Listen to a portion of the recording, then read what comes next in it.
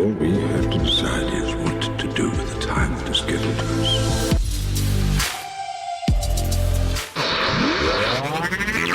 You've reached the internet's home for all things masonry. Join On the Level podcast as we plumb the depths of our ancient craft and try to unlock the mysteries, dispel the fallacies, and utilize the teachings of Freemasonry to unlock the greatness within each of us. I have you now.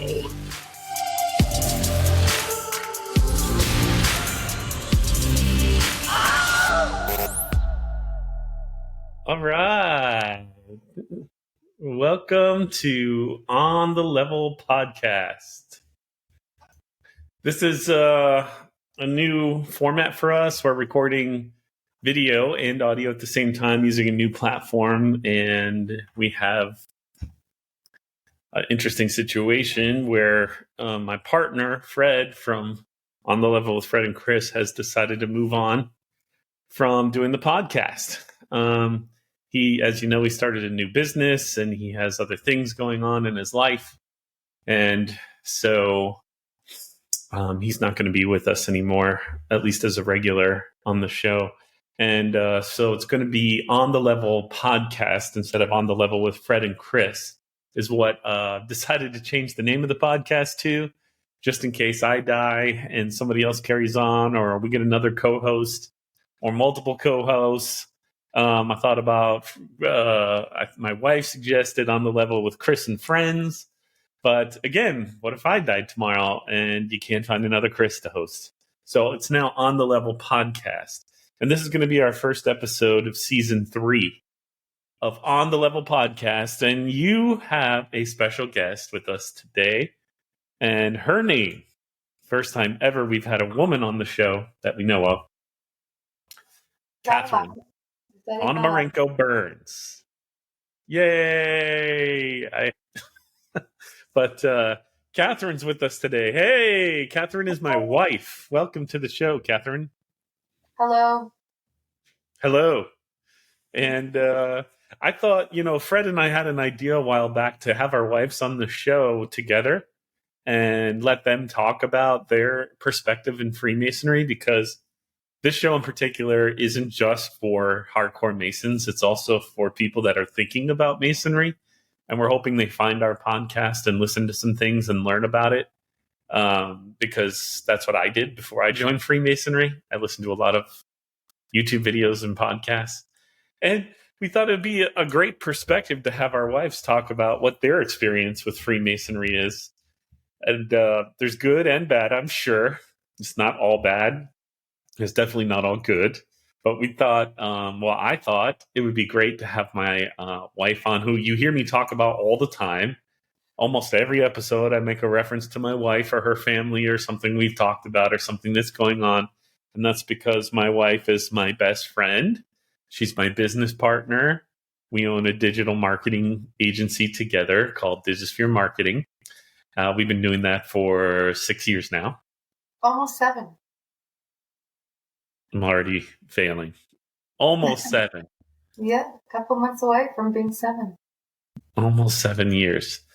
And we work out together. We do everything together. And I know that's weird for a lot of people. It's not weird for us, which maybe is weird in itself. I don't know. But I thought, welcome to the show. Thank you for coming on and being here, especially on our first test of this new software that we're doing. Yeah, I appreciate it. This forced me into it, guys. I had no choice. Yeah. I'm definitely... Don't say that. They'll come to get me. This is, forever on the internet. So, you've been part of my Masonic journey with me, and not a lot of people know about you or what your involvement on my Masonic journey is. And there are just for every man, there's a significant other, okay? We have all kinds of men in the fraternity, and some of them have husbands and some of them have wives, but everyone has a significant other. And so I'm sure that your perspective could be relatable to a lot of people. And I just thought I'd start out by saying, what's your overall perspective on Freemasonry now that I've been in it for? You've been really close to it now for what? since 2018, right? That's 5-6 years, I guess, almost. What's your overall perspective on the fraternity? What do you think about it? Well, you might regret asking me to be on this show. No, I don't. Want to hear it. I have mixed feelings. Most of them are positive, but like any organization, it's not perfect. But overall, I would say that if you take it seriously, at least from what I've seen, you will get something out of it that will personally benefit you as a man. But I've seen you grow into a better person. That's for sure. Not that you're horrible before.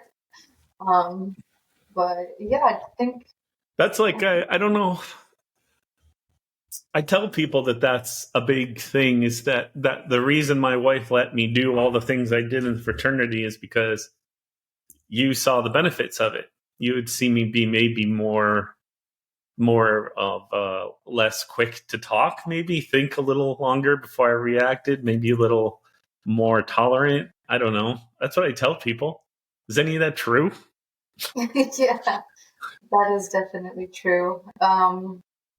I don't think you've ever in your life had a moment to like look inward and see and analyze yourself until you became a Mason. I think you spent more time trying to fix things that you didn't like about yourself and have relationships with men that you never had really because of how you were raised.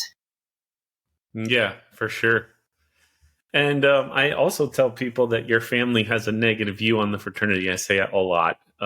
We talk about it a lot. It's not entirely true. That is not true. Yeah, so honestly, correct me if that's not entirely true.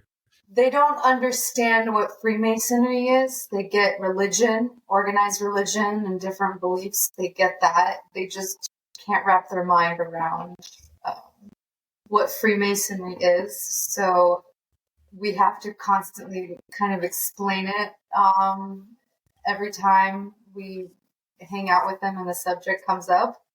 And they're curious over time and ask more and more questions. And I think that over time with that, they're able to kind of get it. But in the beginning, they were very like weirded out. Like, what is this? Is it satanic? Is it, it's all secretive and they don't understand that part. But yeah, that's true. I think that's a sticking point for a lot of people, is that it's secret, or there's secrets.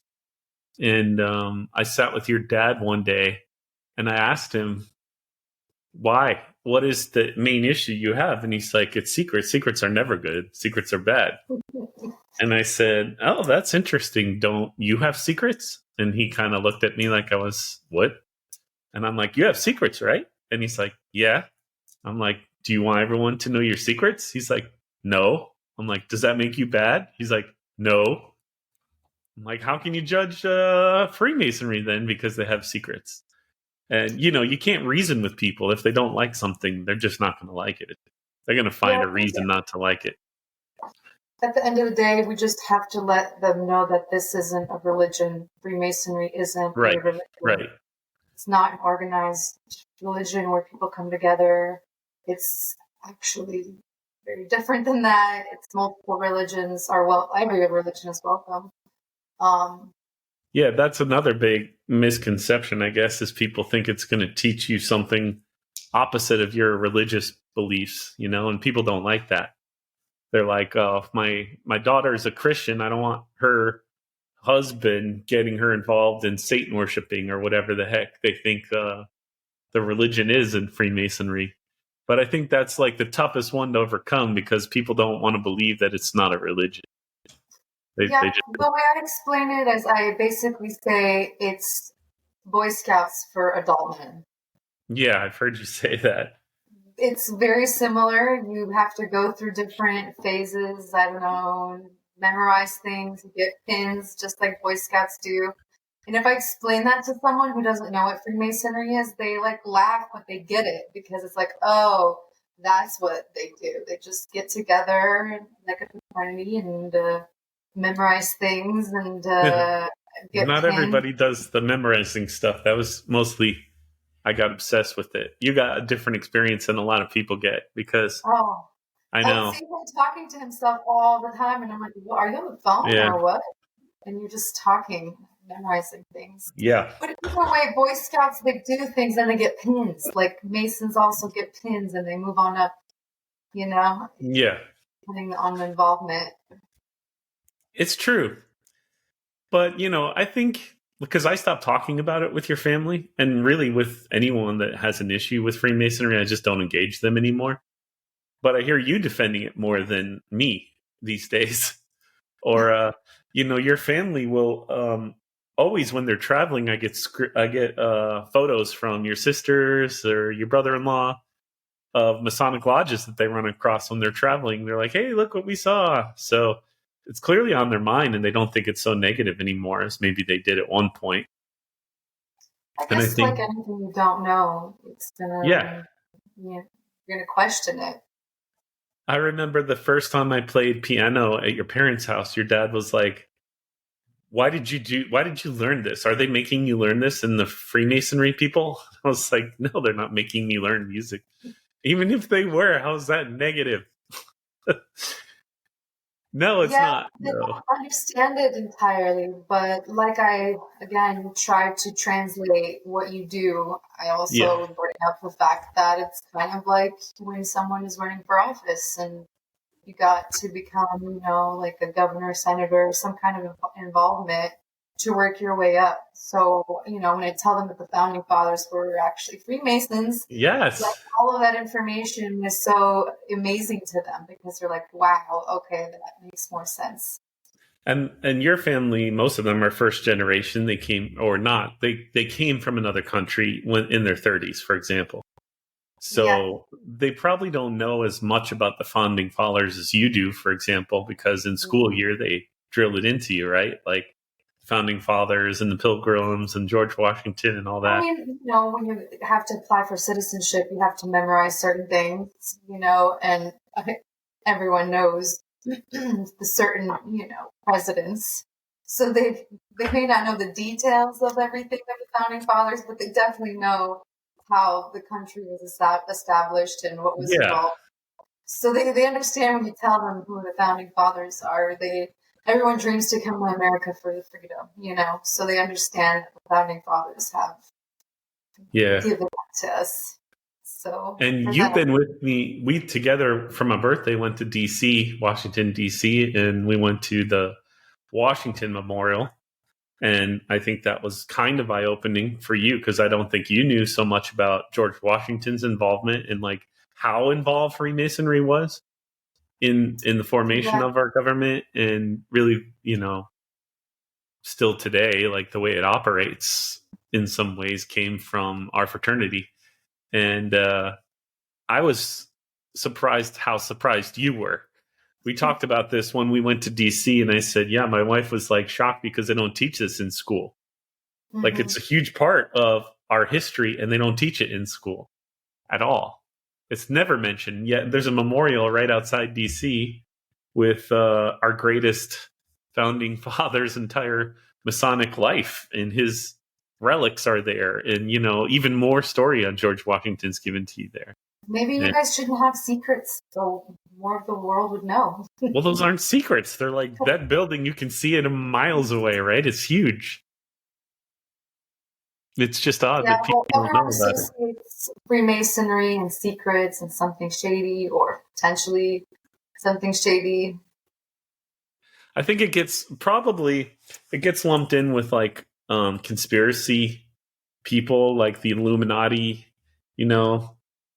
that's a big conspiracy thing. And I think Freemasonry looks just like it, so they assume it's the same thing as the Illuminati. Maybe something like that is why. People just don't know much about it. Yeah.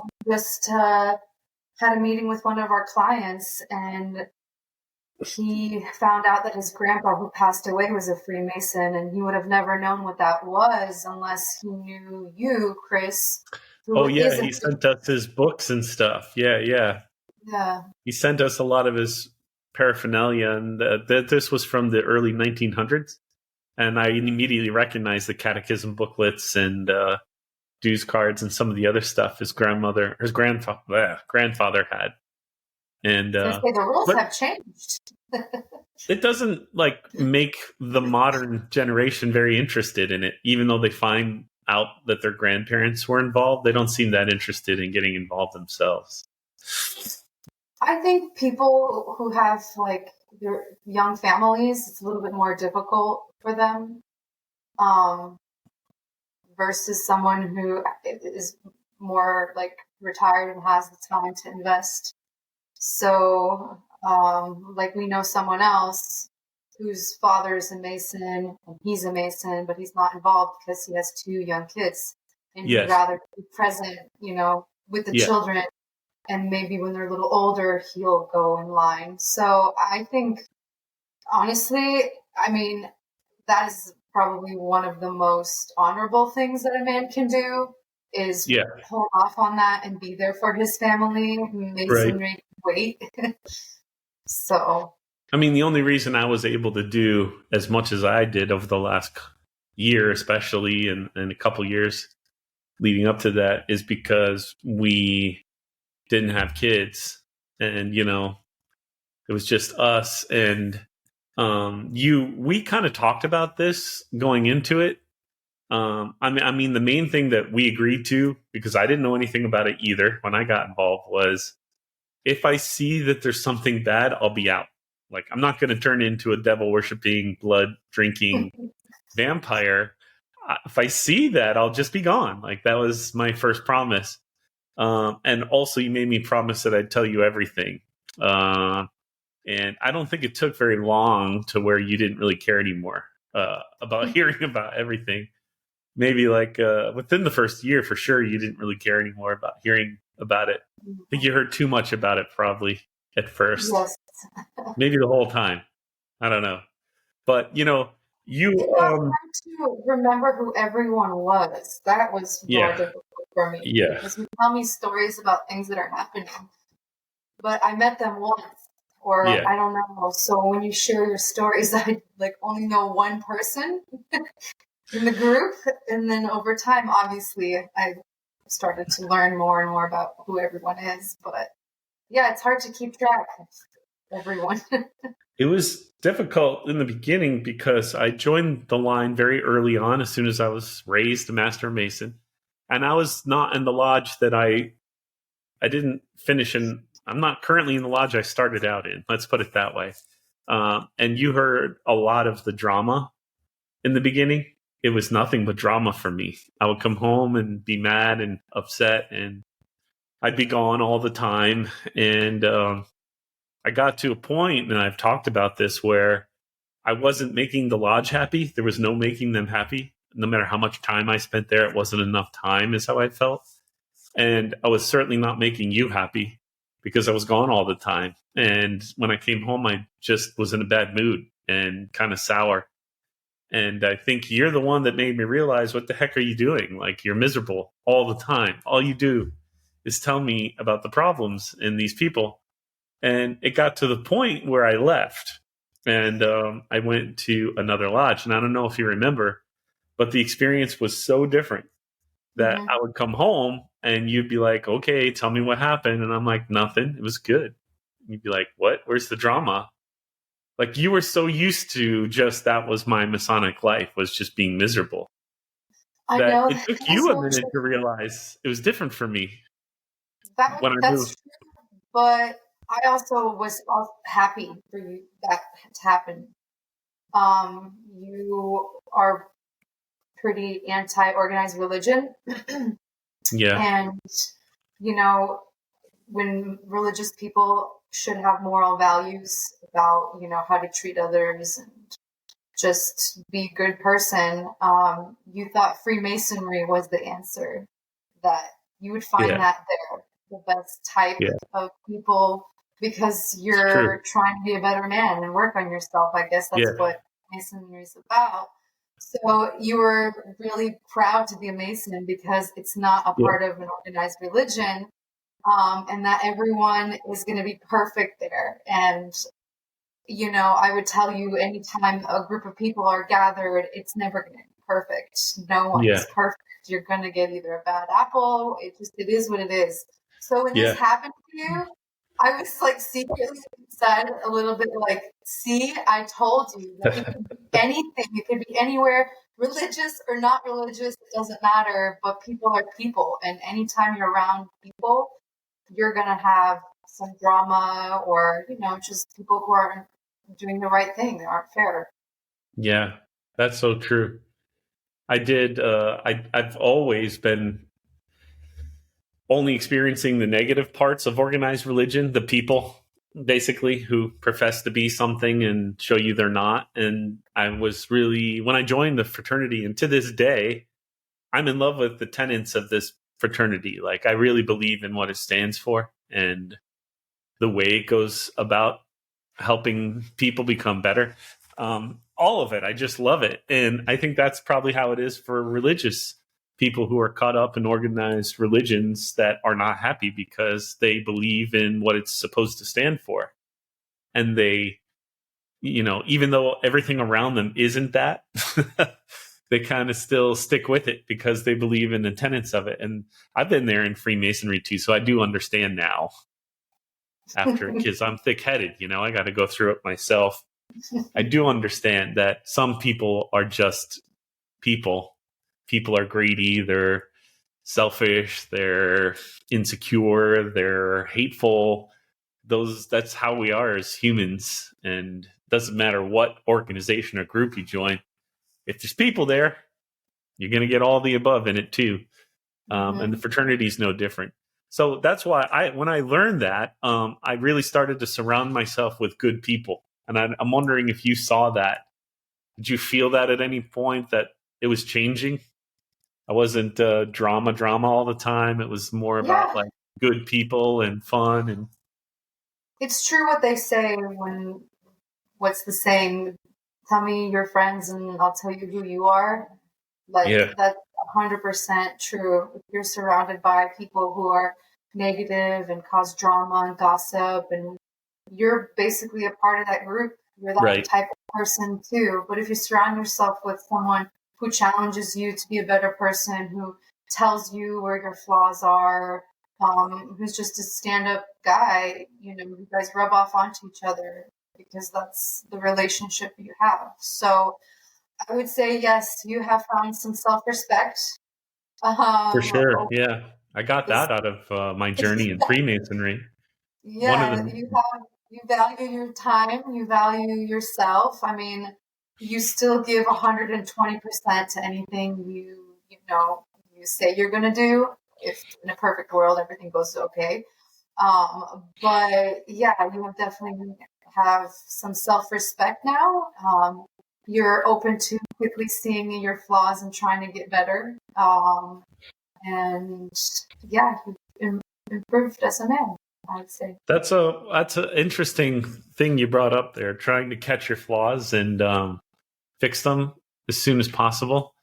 It's definitely on my mind all the time. But I know it's also yours too. I think that's something that we share.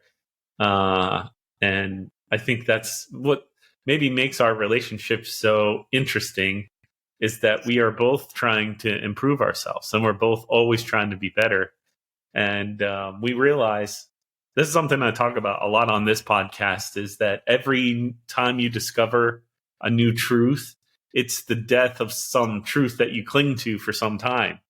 And once you get new truths and kill the old truths more and more, you realize, I don't know anything and I'm never going to know everything. And so all I can do is the best I can with what I have in front of me.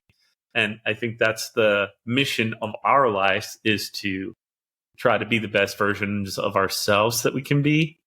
And it's you never win that one. You're never happy. You're never like reach the pinnacle of, I think if you do, you've definitely screwed up somewhere. If you think you've finally become the best person and you're at a place where you're happy and you never want to get better, like you've lost. So we're in, there's a medium I think you have to find. That's where we're at now in our lives, is trying to find a medium where we're still working, still trying to improve, but also enjoying and being happy with what we have. Because today is the youngest we're ever going to be for the rest of our lives, right? And our dogs aren't getting any younger. Look at him behind you there. The old man, he just, sleeps. He can barely get up the stairs now. And you want to enjoy your time. You don't want to regret not being present. And being present's a big part of living a good, happy life, I think. Mm-hmm. And it's something I've learned from the fraternity for sure, is that I have to be present more. In the fraternity, it's big about death. They always want to remind you that you are going to die. And men need that, because we think we're going to live forever. We get, we feel strong. We feel cocky, but nothing more. I would talk about Aries' death, and I know that sounds morbid, but we never had a dog pass away naturally growing up. We either had to put it down. So every time I'd bring up Aries, that one day he is going to die, and you didn't like those conversations. And then over time, I noticed that you are you can't run away from that thought. You can't run away from what is inevitable. And I even noticed that you treat Aries different once it sunk in. That you aren't so mad at him. If he does something that's, doesn't listen or whatever it may be, you're more forgiving, because you don't have forever. And maybe you got that out of, I don't know, Masonic death conversations. I don't know. But maybe doing funerals, a combination of that. I did that. At the end of my Masonic journey here last year, when I was doing all that stuff, I did a lot of funerals, and I think it was one of the most impactful things. That will definitely get you thinking about life when you go to a funeral, because you see death and you see the effects of it. And I did funerals 90% of the time for people I never met. But there at the end, I would sit in the back and watch the entire service once the Masonic funeral was done, because I wanted to see how the family talked about the dead father, grandfather. And I was just always fascinated by the impact that Masonry would have on some of these people's lives, because I'd watch the children talking about the father, and they're saying a lot of Masonic things that he did in his life with his children that they didn't even know were Masonic. And it was pretty fascinating to me. And, it's hard not to go to a funeral and think about your own funeral. But I did funerals for people I knew, and that was very different, because you're so focused on the loss of your friend. But I would say it made a big impact on my outlook on life, and something I think more people should get involved in, if you're in Masonry, is going to support any Mason who's having a funeral, or if you can, be part of the funeral service, because it's really beautiful too. I've never been to an actual funeral. I've only been to Masonic funerals, believe that or not. Well, that's, I guess, a good thing, right? Even when my mother passed away, we didn't really do a funeral. We just did a celebration of life, which was nothing like a funeral, probably. It's becoming more popular to do that. Yeah. Does your family do funerals, or do they do these? I bet they're pretty formal. You probably have actual funeral services, right? When someone passes away. I've been to my grandparents' funeral, and it's pretty the traditional with the casket. And, And you had a young cousin pass away last year. Did he have a funeral formal? Yeah. Yeah. Exactly. So the family's keeping that tradition going. So, I have a question for you. Go. You have a question for me? Yeah, I know you're supposed to be interviewing me, but Shoot. Okay. So, how is it for you? Because this has been quite a transition, going from where your Masonic career was back in Florida to where you are now in South Carolina. Yeah. Basically uprooting yourself and everything that you invested in there in Sarasota, and then moving to another state. as well as some changes Masonically in your career and in the podcast. How's that Mhm. transition for you? Well, you know me well enough to know that I adapt to change. I'm not one of those people that fears change as much. So it's not that I'm afraid of it. It is a big change, a lot of big changes. I mean, we get to spend a lot more time together, which I'm very happy about. Um, Probably not so much you, because you used to get to watch a lot of shows when I was gone, and you probably don't watch those shows now. uh, but we can watch girl shows. I'm not opposed to that. You know, I would come home from a lodge meeting, and my wife would be there watching, for example, like The Crown. And I don't know anything about it, but she wants to finish the episode. So I'm like, yeah, finish the episode. And I get sucked in the last 10 minutes. And now I'm kind of mad because I'm like, want to know what's going to happen to this lady next week. But then you keep watching without me. And you even seen shows that you're like, I have to watch this with you, and rewatched it with me. So it's good because we get to watch things together now and be together more with the dogs who are getting older. And it's a big transition. So I was not built to be in the limelight. I don't think. I'm not a person who's ever enjoyed being the center of attention like you. Me?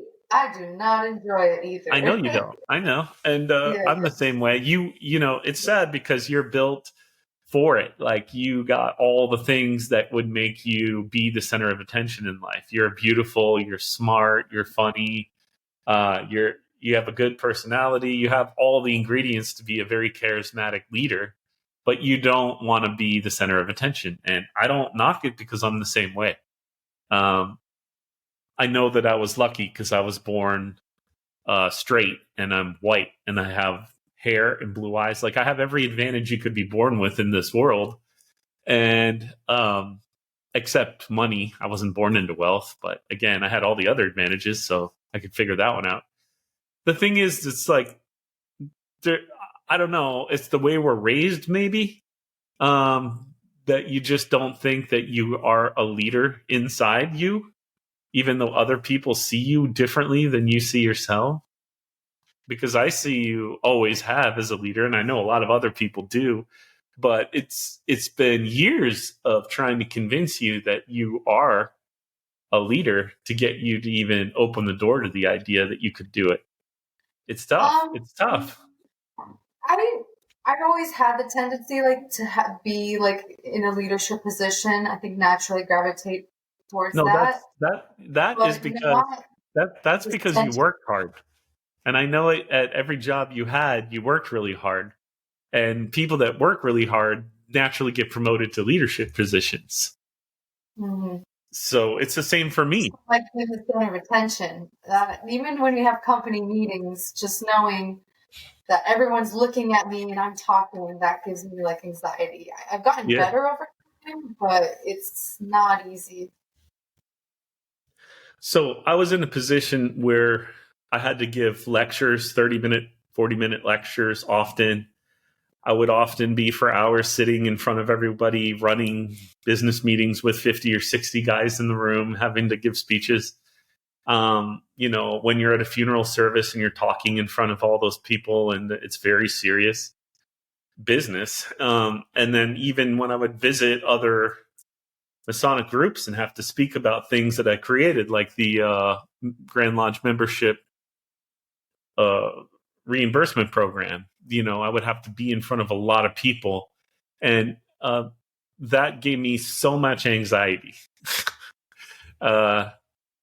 So much anxiety, but I'm grateful for it because it's pushed me way outside my comfort zone and made me feel, like you said, more confident in the end. Even though I'm not in a place where I'm ever going to enjoy being the center of attention, I don't think I can handle it. I'm not, like, if it comes to me, I'll do my best. That's all I can do. And I know that I'll survive. And so that was a great gift I got from all the work I did over the years from the fraternity, is that self-confidence and self-worth, like you said. However, it's a bit of a relief to me to step away from it all because I'm not comfortable with any of that. It's too far outside my comfort zone, and to live in that was stressful for me. I'm just not someone who likes that leadership, elevated center of attention role. There are people that are made for that. We both know that. People who just can't, they love to hear themselves talk. They want to be the center of attention. We know people like that. I guess I tell myself I'm more of like a gladiator in the pit. I want to fight. I want to be a worker. I don't want to be in the leadership row over there with the old men talking and the young men down here dying. I want to be dying with the young men. Like I'm one of the men, and I feel more comfortable now because the podcast is changing. Obviously, Fred is moving on, and we're trying to go in a different direction. But I can still do the parts of the things that I love. Like I can learn, I can talk, I can explore, I can ask questions, I can help people. But I don't have to necessarily be the center of attention anymore. Like I don't have to be in front of a lodge of 60 guys twice a month. I don't have to, go to this meeting or that meeting randomly and give lectures and speeches. That's for other people to do now because I did the best I could. And I'm comfortable walking away from it knowing that I did the best I could.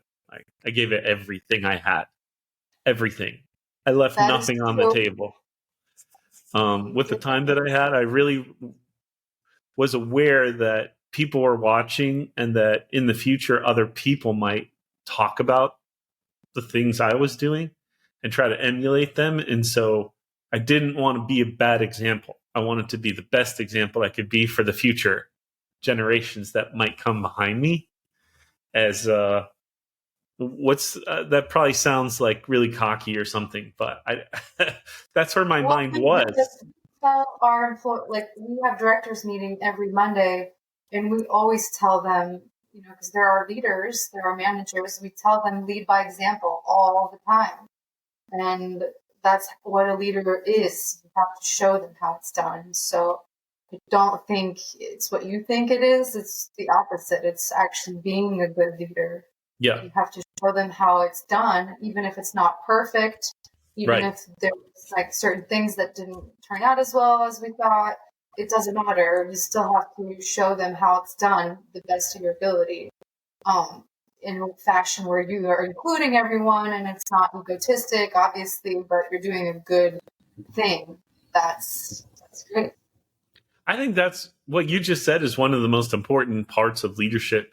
People never want to show you that they are human or that they made a mistake or, people only want you to see the best parts of them. They don't want to show you the whole picture because some of that could be embarrassing. But I think a good leader shows you the whole picture. They don't hide anything. You make a mistake, the best thing you can do as a leader is stand up and say, hey, everybody, I want to take this moment to examine the mistake I made. Let's look at it from all the angles. Let me tell you how I handled the mistake and what I did, and think about what you would do if you were in my position. Like, that's the best thing you could do with a mistake is bring it to the forefront and talk about it and learn from it. Because wisdom is the accumulation of mistakes. And I think if you can learn from someone else's mistake, that's the highest level of wisdom. I've always been low level where I have to make the mistakes myself to learn. But I think people that can learn from other people are on a whole nother level and are going to exceed even more. And some of that is empathy too, which people lack, but that's something that I think can be learned. A lot of people don't care about a thing until it affects them, right? Nobody cares about cancer until your mother has cancer or your wife gets cancer. All of a sudden you care a lot about cancer. Like, there's people dying of cancer all over the place all the time. It's like, and I know you can't care about everything, but I think teaching yourself to care about things and have empathy for others and to put yourself in your place is a good thing. Within reason. You don't go too far. You don't want to beat yourself down to where you're,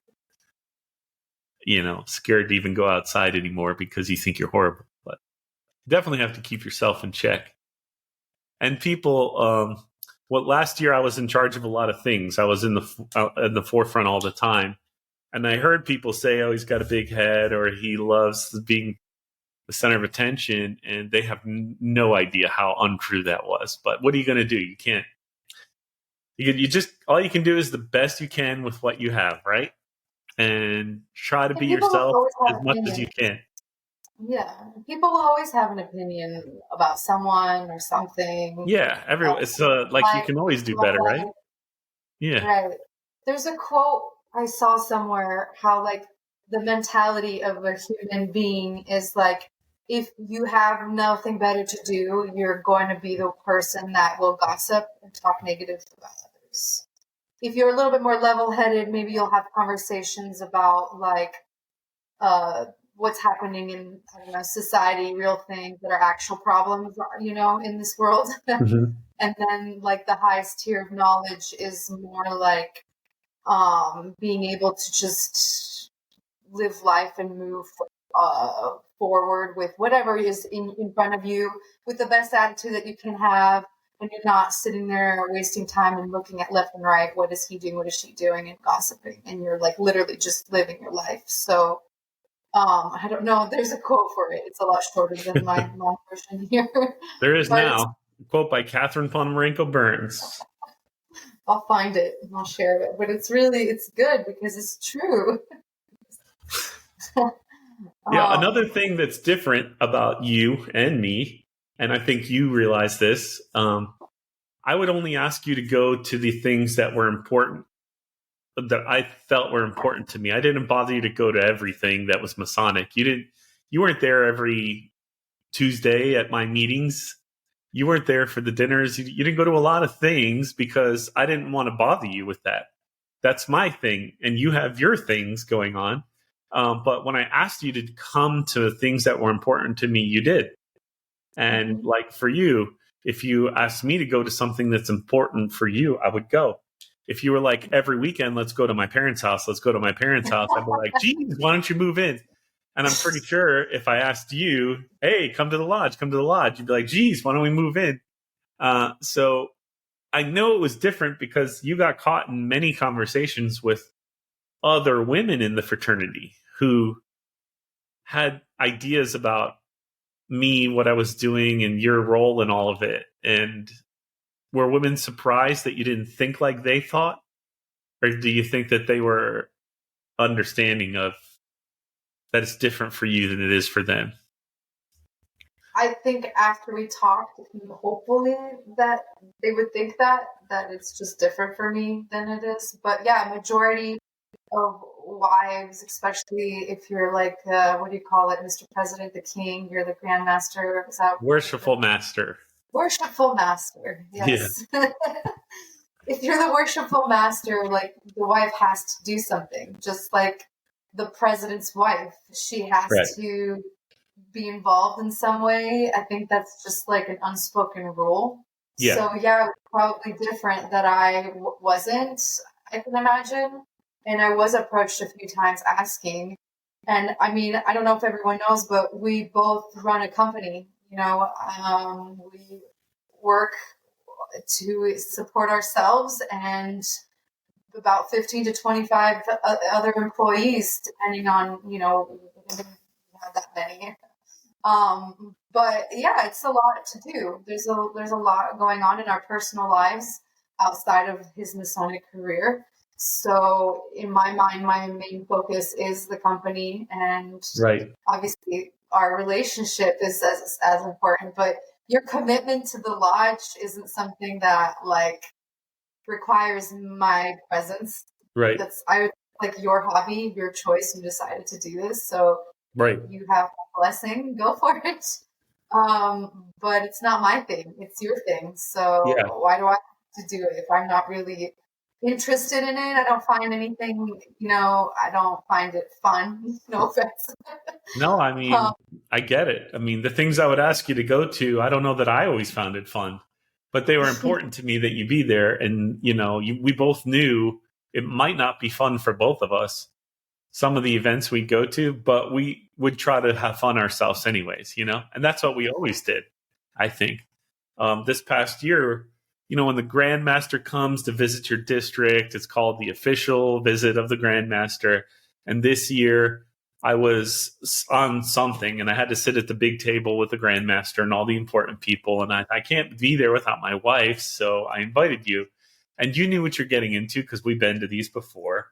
So what do? Well, we found a couple roughly our age, and they brought their kid, and they were sitting next to us, and we just laughed and talked, and we had fun ourselves at that micro level, even though maybe the big event we weren't engaged in that much.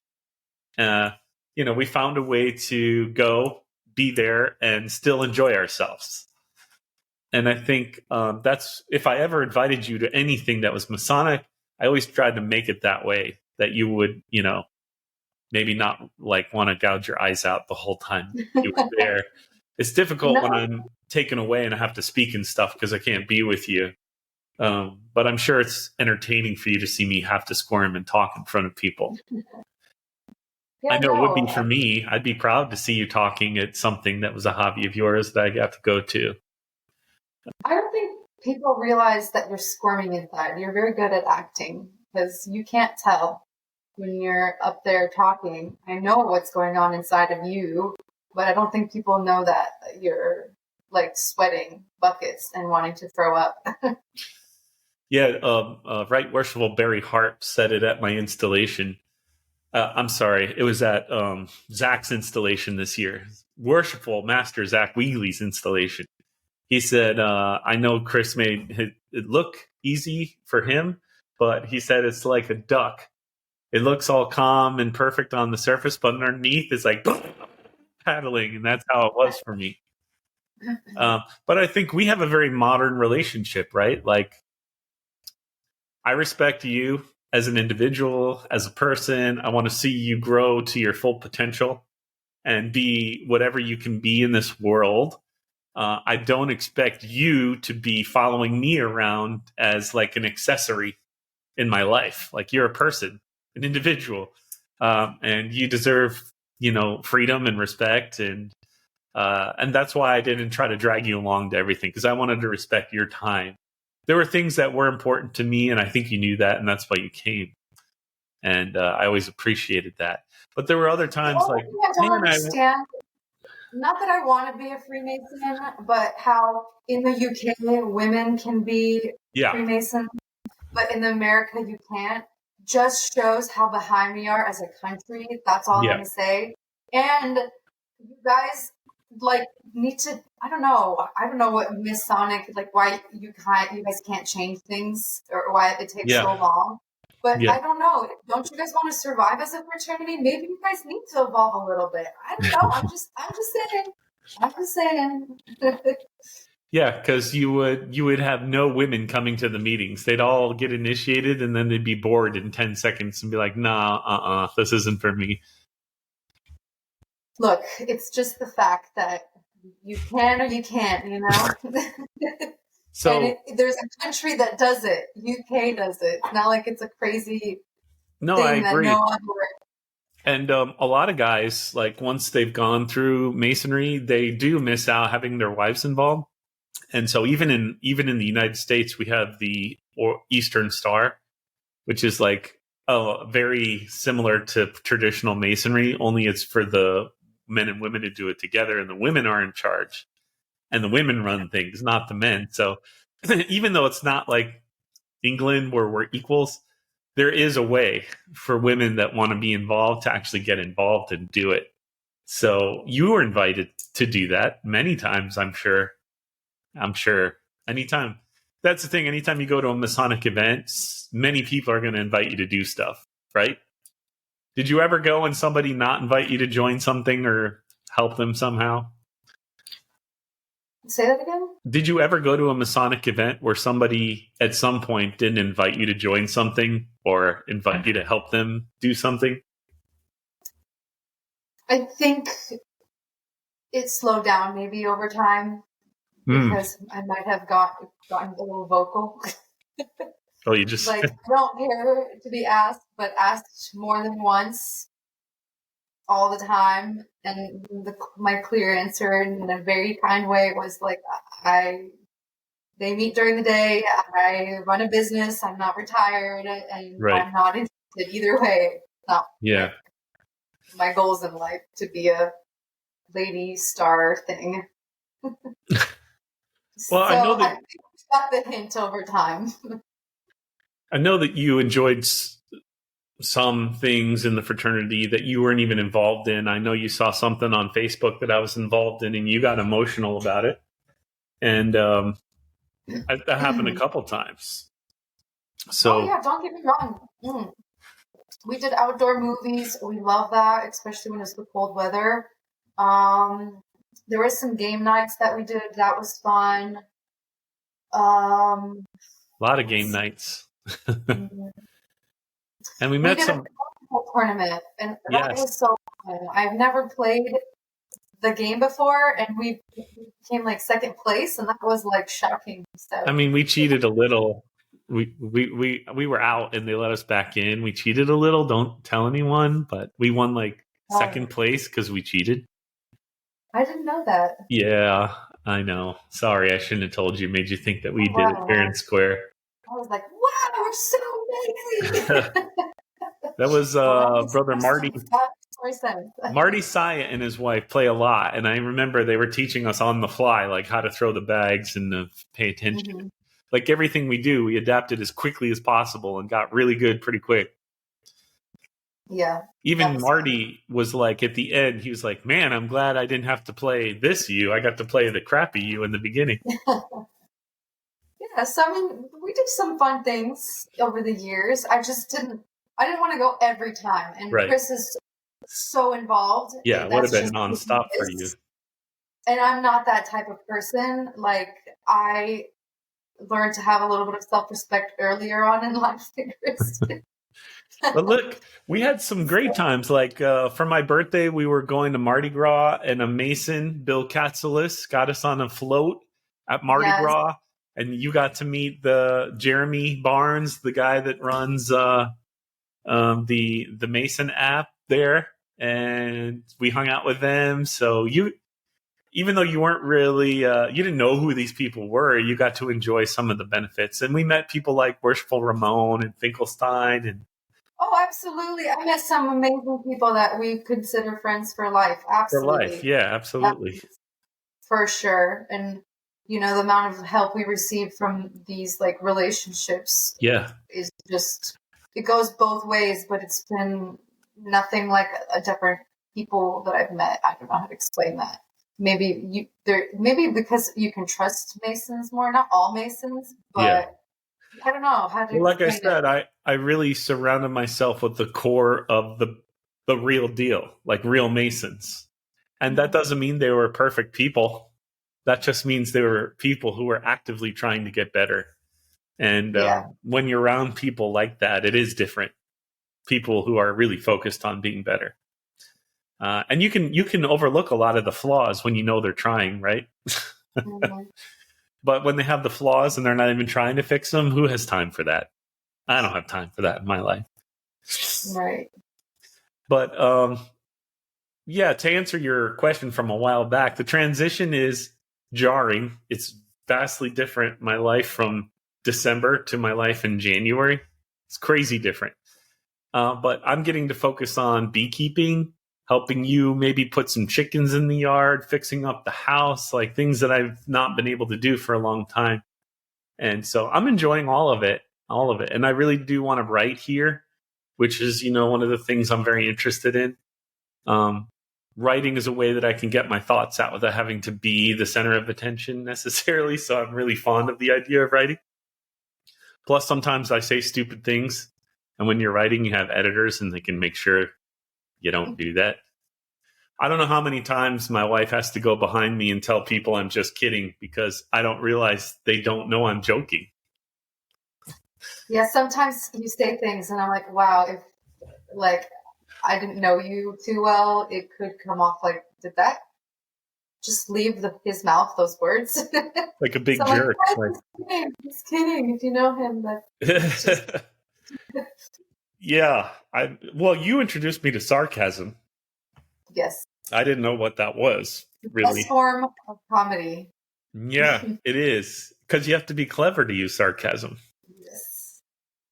Yeah. And you introduced me to Friends, the TV show, and The Office, and these things that were really transformative for me that I had always avoided because I thought they were dumb. But they're not dumb. They're just sarcasm. Use a lot of sarcasm.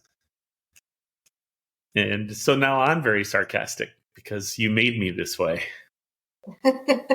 Well, there's lines like to everything. There's lines. It can go too far. Yes, always.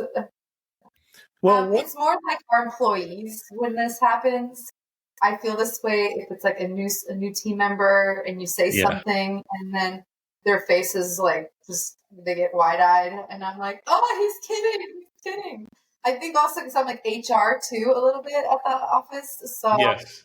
I have to make sure it's like, okay, it could be offensive what he just said, but he's not like that. I swear.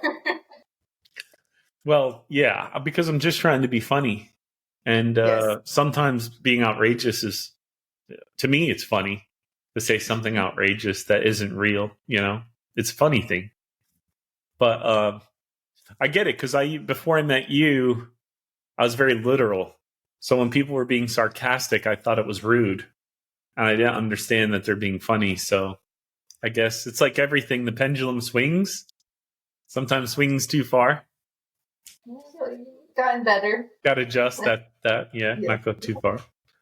So over the last 5 years, looking back, give me like a couple of your fondest memories that Freemasonry was involved in, thinking back. Really putting her on the spot now. She was like, do I get a list of questions? Can we talk? I'm like, no, it's all going to be real, live. There's a couple things. I think one of the things I enjoyed, at least with you, we love history, we love learning, and I think you wanted to learn more about Freemasons and the history and like Knights Templar and all that stuff and the evolution of how Freemasons have become. I love learning, so I would watch those documentaries with you because I'm just as curious. And I think, yeah, we did. Even the TV shows like Nightfall, we watched a couple seasons of that. We were in Paris and we went to what's his name? Jacques de Molay. Jacques de Molay was burnt. Yeah, so like all of those things with history and documentaries and learning all that, for me, it's just crazy because like you're a part of that fraternity and the history behind it and all the countries that were, involved. I don't know. My mind was like blown. So I love that part of Freemasonry. And I would tease Chris, say, I think I know more about Freemasonry than, some of the guys there. Only That's because true. I've watched every documentary with Chris, just about every documentary out there, even the bad ones. Yeah. We've seen them all. Yeah, that's true. Other things were to see you become a better person. I think that is probably the most rewarding in the 5-6 years that you've been doing this. You just self-reflect when you did something that you thought might have been inappropriate, incorrect. Like, I don't know the details, but if you thought you didn't talk to someone the right way or you treated someone not as good as you'd like because of emotions. So I've just seen you grow a lot as a person within these, 5-6 years. I think those two are probably the best. And with the relationship that we fostered, I think that's also something that is really cool that, in the past few years, we're able to make some good friends that are good people, like genuine. Yeah. And, I remember we did a esoteric discussion group one night at our house, and you were gone maybe when it started, but I think you came in and you started watching TV in the bedroom, and we were outside with cigar and pizza and whiskey around the fireplace, and everybody left, and you came out to inspect the damage. And my wife is very, very OCD about cleanliness. Like if she's gone for the weekend, she knows where you were. She knows what trash you used. Like she can do it in 2 seconds. She can be like, oh, spend a lot of time on that, blah, blah, blah. So she came out and I was like, here we go. And you were like, wow, you have really good friends. They've really cleaned up after themselves. And I was like, wow, I have good friends. My wife says I have good friends. Because they did. It's people who are what's the word? No, it's off the top of my head. Inconsiderate. There you go. People who are inconsiderate. I can't with that. Like if you're in someone's home or you just got to be considerate. Do the minimal, like throw away your stuff or like. So yeah, they were very considerate. They cleaned up after themselves. And no offense, but most men don't do that. That's right. So it was really nice to see that a bunch of there was 20 to 30 people, and you would think that large number, in your home, it's going to be a mess. You're going to have to clean up after everyone. So yeah, it was really nice to be like, I don't have to clean up after everyone. This is amazing. People threw away their trash and washed their dishes and all that. It's the simple things in life. Just clean up after yourself. And it was just really, really nice. I was like, wow, you can have more of these events at our house. Because there was a time we were at an event, and I don't know who it was or what child it was, but someone did something in our bathroom or in our master. Yes. And I was like appalled. Well, someone peed. I would say some child didn't hold it in and peed on our master bedroom. We had carpet at the time. It was it was. That was a Memorial Day party we threw with tons of people, and we don't even know who it was, but somebody's kid got loose in our bedroom and peed on the carpet. We didn't realize. Yeah, that's true. Yeah. So, let's hope it was a child, right? Let's hope it wasn't a grown person who went in there and peed on the carpet. Yes. I mean, you gotta go, I guess, but there's bushes outside too. And so that's the good part. Is there anything that you don't miss now that I'm out of it? Out of being actively involved in an officer line, I'm still a Mason and will be for the rest of my life, but I'm not out there all the time like I used to be. Anything you're not going to miss? I think it's nice to see you be less stressed. Yeah.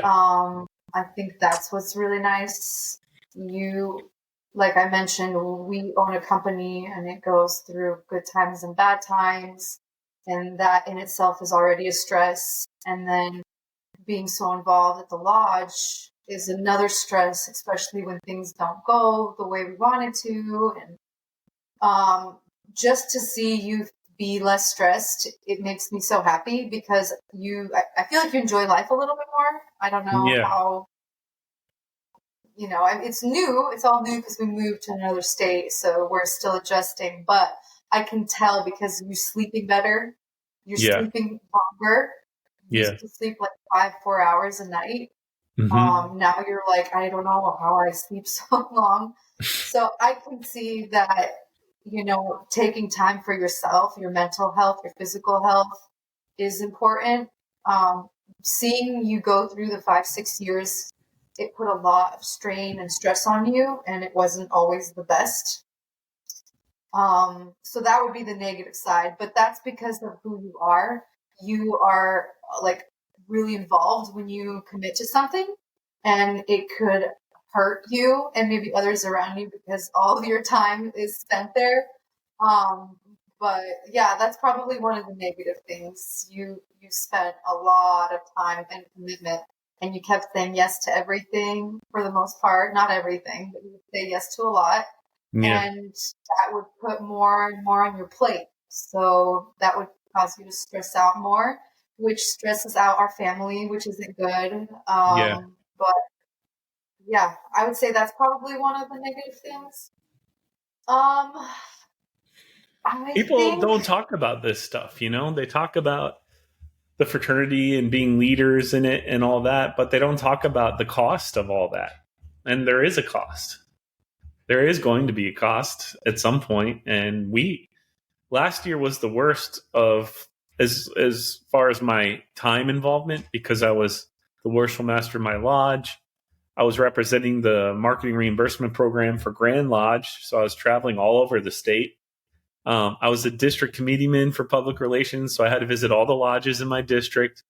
Plus, I'm a super active ritualist, so I had to be at every degree that I could get to, even outside my district. I was traveling up to Hillsborough for degrees and stuff. I was the president of the Master Mason Association, so I had to put on like a big fundraiser, which was super stressful for me. And I was president of the Scottish Rite Club, all of that last year. And in the middle of the year, our company took a major hit, and we were experiencing great turmoil professionally.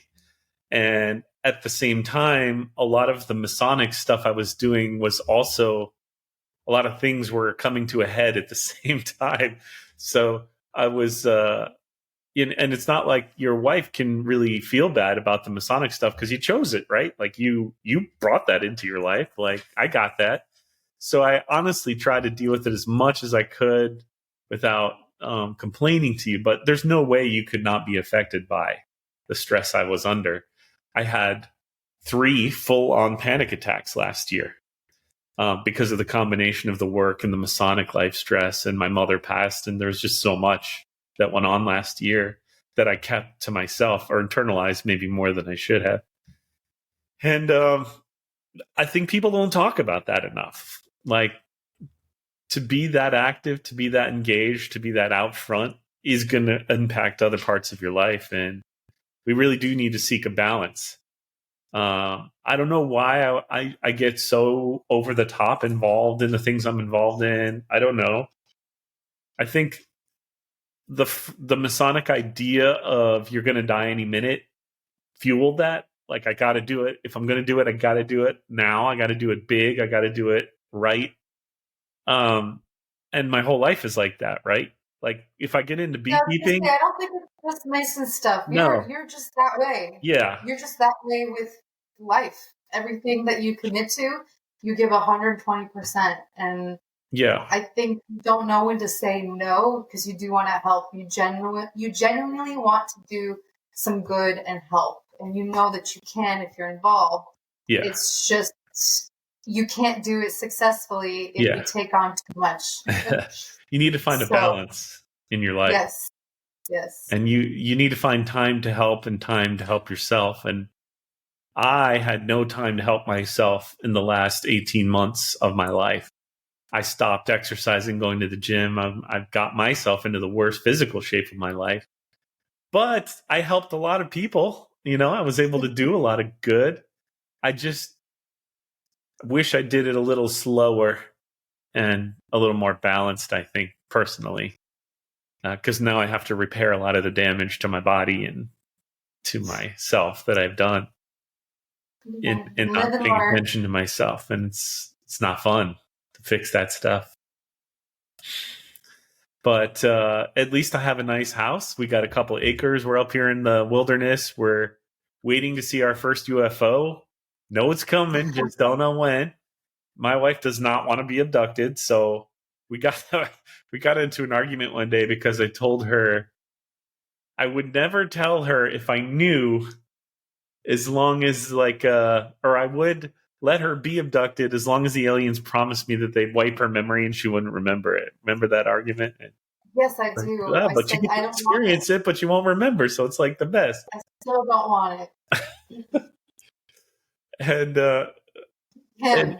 You can take him. Yeah, you can take me. I'm cool with that. I'll be the worst representative of people. They'd be like, wow, this planet is crazy of people like this. But, you know, we have our dogs. We have some animals. We have some time now. We live in a place where the people are super nice. We used to live in Sarasota, Florida, which was a big, busy city. And it's always kind of stressful to be in a big, busy city. Traffic stresses you out. I gotta leave 20 minutes early to get to the place that's only 5 minutes away because of traffic and people, and that leaving that kind of a stress behind is a big sigh of relief, I think, because we've been living in a city, think about it, for over a decade. We lived In downtown Sarasota? like 11, Yeah, 12 years ago. I've lived in Florida for over 20 years. So it's a big step for you too, walking away from all that. Moved for a long time. Like I told you, you didn't realize that this is what I wanted to retire in. I wanted to When I started talking to people about what was going to happen, their first statement to me always was, well, what does Catherine think about this? What do you mean? What does she think about this? Oh, yeah, I don't have sound effects yet. I'm going to figure that out. Yeah, I mean, I've always wanted to do this. I didn't realize it was going to happen so soon in life. I thought it would be years down the road. But there's no time like the present. I mean, the situation that we were in, everything aligned the way it did so naturally. We didn't have to try too hard, just everything just like a puzzle piece that went together so nicely. Yeah. And you can't fight it if it happens that way. You kind of know when you're on the right path. Sometimes you just know. Yeah. And life was definitely telling us this is good, this is right, this is now time to do this. It really all started because we had a conversation out of frustration with our work one night, and you said to me, I don't know what you think we're doing here, but I don't need to be the king of a massive empire. Like, I just want to be happy. And I'm like, what? I thought we were trying to build this massive company here. Because we've been doing this for so long. It's like, how were our goals not aligned? I didn't realize. It's crazy. That. It's crazy. People don't just sit down and have that kind of like most basic conversation with each other of, are you happy? What do you want in life? Like, yeah. And we both were like, this isn't what we want. We don't want to build a multi-million-dollar company and build, like, basically dig our own graves with the amount of stress that, we've been enduring. So I think once we had that conversation, it was more like, okay, yeah, you want what I want. I want what you want. So let's just make this happen.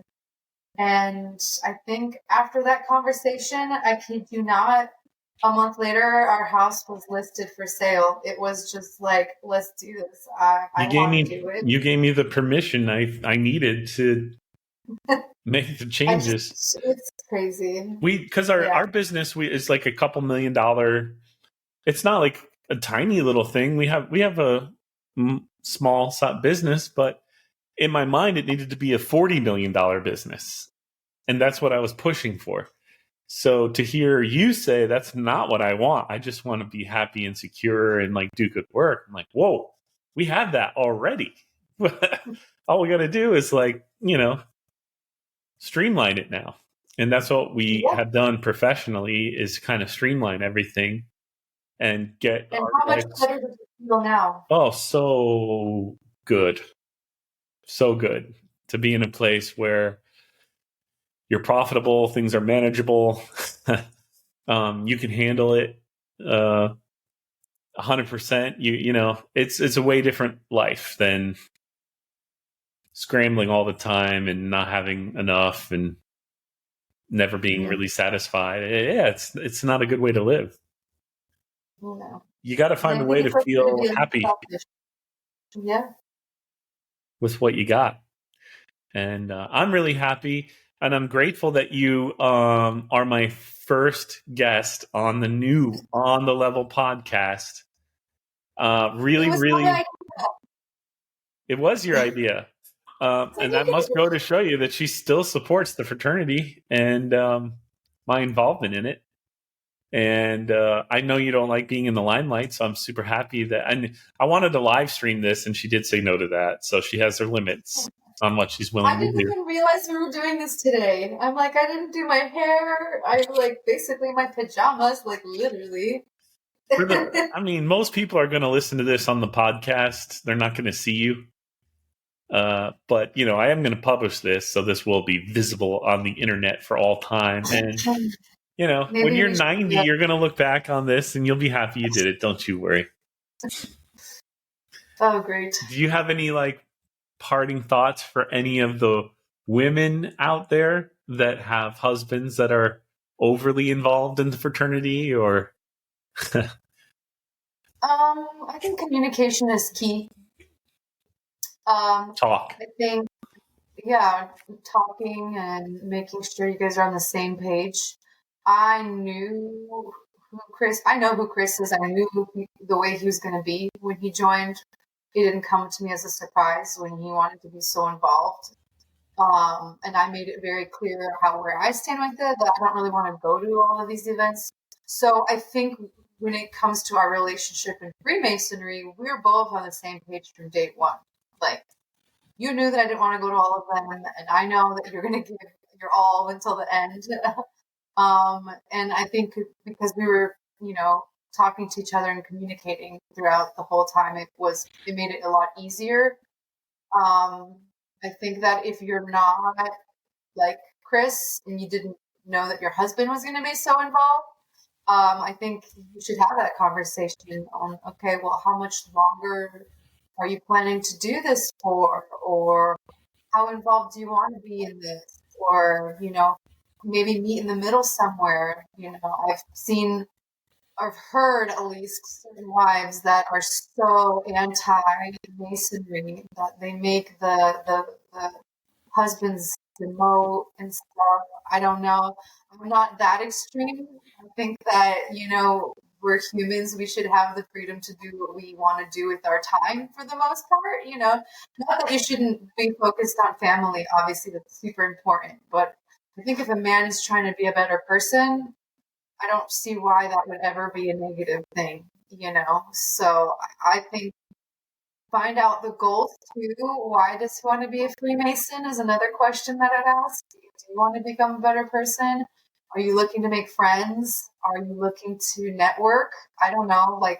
There's so many different reasons why people join. And if it doesn't make sense, then obviously, that conversation needs to be had. But if a person wants to be better, I don't see why that would ever be a negative thing. But yeah, I think overall communication is probably the most important thing. As is everything in life, it's all about communication, and you got to use your words and be honest with each other. That's some good relationship advice. We also share a calendar. He would put stuff on the calendar a lot, and I would know. And it was really helpful because if I knew he was gone, I could make plans with friends and family. I didn't have to wait and be like, oh, you never told me you have something after work.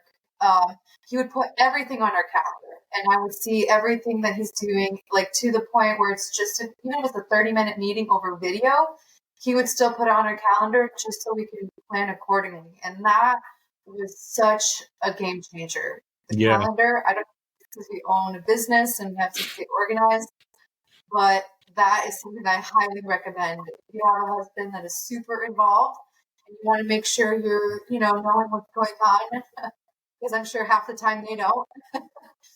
Make sure it's on the calendar and then you share the calendar so you can see it on your phone, or if you have to write it down on a physical calendar, do that. But it's helpful. I know that did help a lot when we started.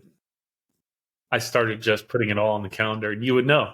And I'd be loath to put it on the calendars because I'm like, oh, when she sees this, she's not going to be happy. But really, I mean, the only times you got mad is when I did things and they weren't on the calendar. And I'm like, ugh, why didn't I put it on the calendar? Or the weekends. We work over 40 hours during the week. So if you're gone on the weekend as well as doing things during the week, I would get a little bit frustrated because I'm like, well, we don't have plans to do things that we wanted to. I don't know, take a day trip or something. It was just like, oh, I gotta go again. And I'm like, okay, you need to create a schedule, maybe one weekend a month or something, or train someone to do the things that, require someone to be there. So those were the other things that, That's really important point. What you said there is because the fraternity is lacking leadership. I mean, no one questions that. And I'm sure that's true of every jurisdiction in every country in the world. It's a fraternity, which means it's a volunteer organization. And people just don't volunteer willy-nilly much these days. But when you do, they need you badly. And it's really hard to care and be passionate and say no. And so you do wind up engaging a lot and saying, yes, I can do that. Don't worry, I got this. I'll handle that. And before you know it, you're way over involved. And I think the answer to that is to 50% of your time should be spent doing the things that need to be done. And the other 50% of your time should be spent finding other people to help do the things that need to be done. And I got there eventually. It took me a while, but I did wind up getting to the point where I was just as focused on finding good people that could, benefit and also help as I was doing the work. And that paid off dividends in the end, in the long run. And I think the whole fraternity needs to learn that lesson. But he's been licking the couch. I was going to say, like, what's on the couch? Because it's like really wet. He's licking himself because he's the only one that sits on there. He's straight up licking the couch right now. That's not even himself he's licking. Aries, what are you doing? Aries. Huh? There you go. That is a wet spot right there. He's got one under his paw, too. One more under there. Jeez, buddy. If I didn't know any better, I'd have said you were peeing on the couch over there. But yeah. All right, we're almost an hour and 20 minutes in. Wow. Yep, I know. So I appreciate you taking the time to do this, and hopefully people have listened all the way to the end. If they have, then you guys are the best. You are our heroes. Thank you for doing that. And go ahead and leave us your feedback. And if you have an idea or you want to be on the show, now is the time. I'm a lot more open to having guests and co-hosts, and we want to try out different things. It can't just be... Sorry, this is my first time doing this, so I don't know how to do podcasts, like a trend. Everyone wants to do a podcast these days. Yes. It's not more podcast material. Is this your first podcast? Yeah. Really? Mm-hmm. Wow. Okay, thank you extra for being on. Well, thank you again for being on the show. And maybe you'll come back. If there's good feedback. If there isn't, I probably won't. All right, until next time.